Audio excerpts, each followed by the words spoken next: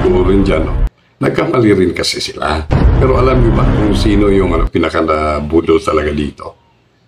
Una, yung mga Duterte. Taumbayang pakinggan dito sa Boses ng Katotohanan. Hello mga kaboses, magandang araw sa inyong lahat. Welcome back sa ating Boses ng Katotohanan, kung saan pinapalakas lalo ang boses ng taumbayan sapagkat ito ang tunay na boses ng katotohanan. First of all, maraming salamat sa inyong lahat na mga sumuporta sa ating munting channel. Recently lang kasi ay nakaabot na tayo ng 1,739 na subscribers and nakapagtala na tayo mga kaboses ng more or less 600,000 views sa ating mga videos at libo-libong mga likes and reactions sa ating mga contents. Kaya naman, sobrang thank you talaga sa inyong lahat na sumuporta. At sana'y mas dumami pa tayo lalo dito at nang mas lumakas pa ang boses ng taumbayan. Ano nga ba ang pinakamalaking mali na nagawa ng mga Duterte? Yan ang pag-usapan natin sa episode. Boses ng Katotohanan. But before that, make sure to subscribe, like mo na ang video na ito, mag-comment ka rin sa opinion mo, and pakishare naman ng video na ito para mas lalo pang dumami ang boses na ating mapakinggan. Ngayong araw lang ay binago natin yung pangalan ng channel, no? From Beesbox to Boses ng Katotohanan, sa kagustuhan mga kaboses na makapag-ambag na tayo sa ating bayan for good in this challenging times of our nation, no? Sa pamamagitan ng ating mga diskusyon at talakayan dito sa Boses ng Katotohanan. 2016, get back a little bit tayo, no? Was the year when the Republic of the Philippines had its best president ever, no? Of all time. Yes, I am referring to former President Rodrigo Roa Duterte. Before his win, napaka-importanting bahagi yun ng kasaysayan, no? Ng Pilipinas, kung saan ang naganap ay ang taumbayan mismo ang nagudyok sa kanya na tumakbo pagkapangulo kasi siya yung gusto ng taumbayan na mamuno sa ating bansa. And the rest was really history. Now, despite the fact na sobrang underdog niya noon sa mga katunggali niya, sapagkat that was his first time running for national office na. Pero nakakapanindig balahibo yung suporta na nakuha niya sa taumbayan. Those 6 years were absolute magnificent. Ika nga, para sa akin personally, napak-magnificent talaga ng term na yon. First time ever in the Philippine history na nadama ng taumbayan ang tunay na pagmamahal, no, ng isang presidente para sa kanyang bayan. Ito pa, no, yung feeling of security noon na yung tipong napaka-precious noon those times, napaka-priceless noon. Ang totoo niya naman ay hanggang ngayon pinapangarap pa rin yun ng taumbayan na maibabalik yun, no?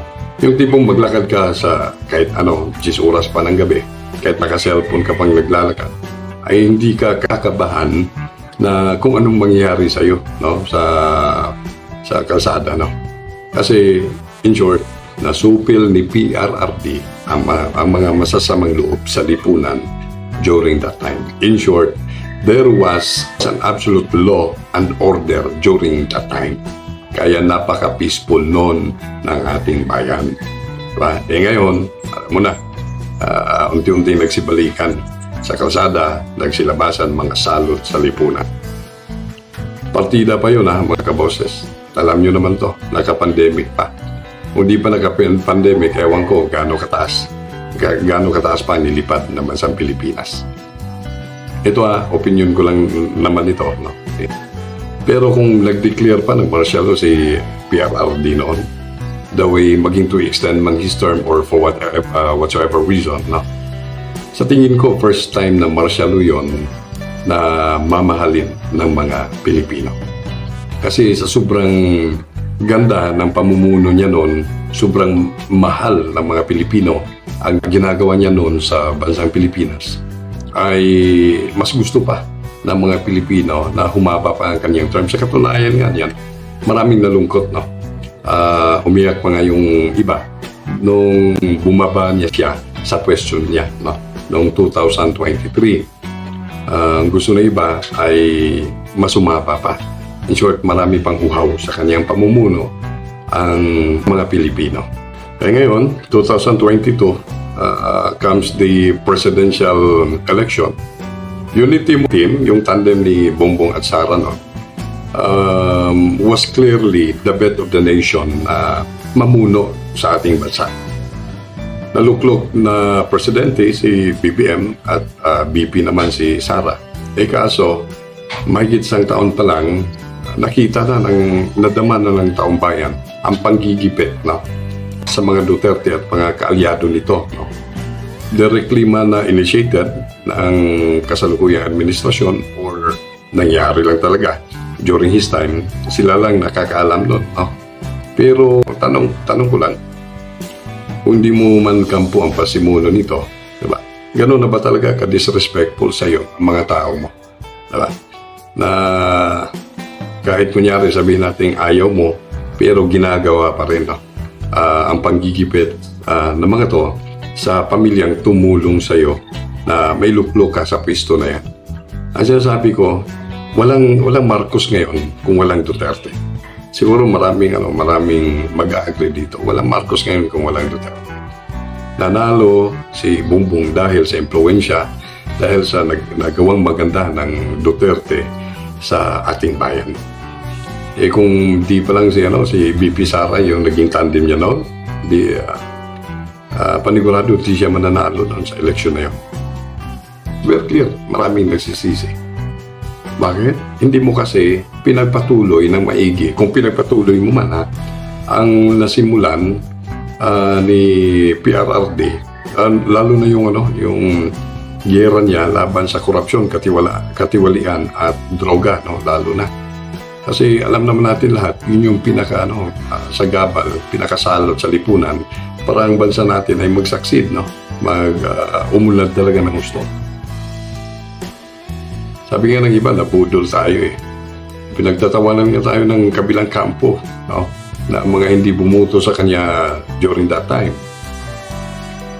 Para sa akin naman personally, tawa lang kayo dyan. No? Hindi ko rin kayang ibigay yung boto ko noon sa katunggali, no, ni BBM during that presidential race.